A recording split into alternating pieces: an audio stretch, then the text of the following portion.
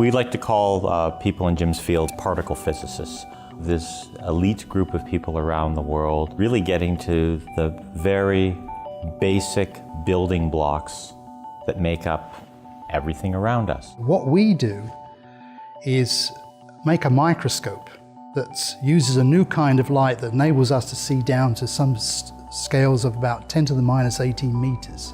So we can see quarks and partons, and we can see the universe as it was picoseconds, 100 picoseconds after the Big Bang. When we are looking at the light created by the Large Hadron Collider, the highest energy machine ever made at CERN in Switzerland.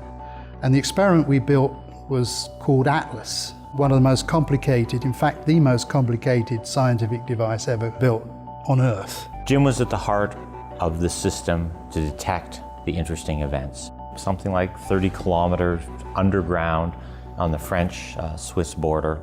This big circle to accelerate particles around in a circle and then have them collide and smash into smithereens. And then we analyze that to look for evidence of, for example, things like the Higgs boson. Most of us never get to experience the thrill and exhilaration of being part of quite frankly, one of the most profound scientific discoveries in the history of mankind.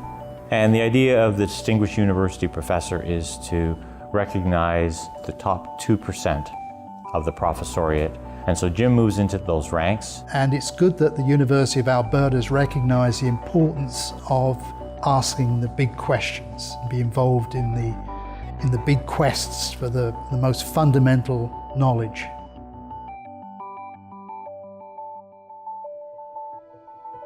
It's a wonderful journey to watch them transform.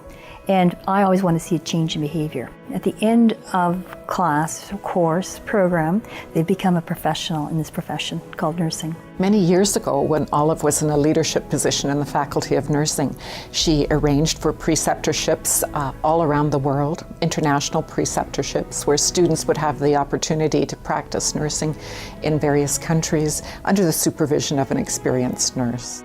When you have a clinical group of students, usually 8 students, you can't take all 8 into a specialized area, but 1 or 2 students can access that area. And she wrote the seminal book on preceptorship. So the model and the examples that she uses in that book are considered by nurse educators around the world.